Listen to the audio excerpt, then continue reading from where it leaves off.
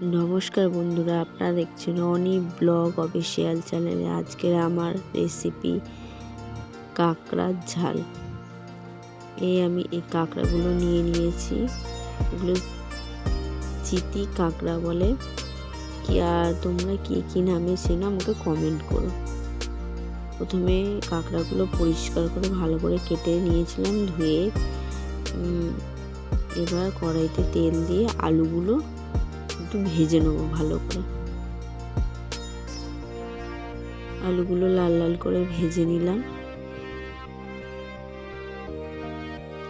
ভেজে নেওয়ার পরে কড়াইতে পেঁয়াজ দিয়ে দিলাম, দিয়ে পেঁয়াজটা একটু ভাজা ভাজা করে নেব। নিয়ে পেঁয়াজ একটু ভাজা ভাজা হয়ে গেলে ওর মধ্যে আমরা এবার দিয়ে দেবো আদা রসুন বাটা।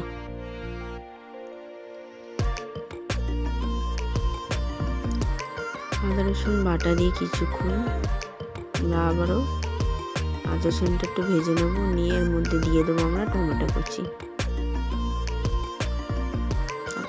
কুচি আর কাঁচা লঙ্কা দিয়ে একটু নাড়িয়ে নিয়ে আমরা নুনটা দিয়ে দেবো।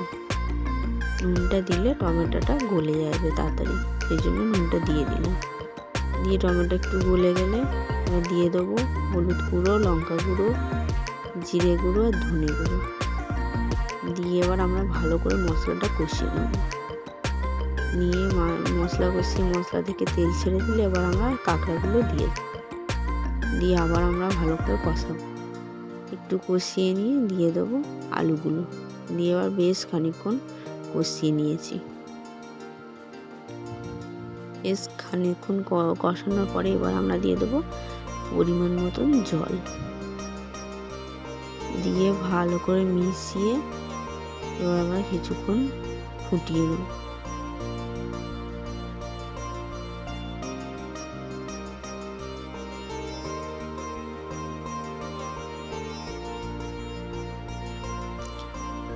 বেশ কিছুক্ষণ ভালো করে একটু ঝোলটা মরে আসলেই আমাদের রেডি গরম গরম কাঁকড়ার ঝাল।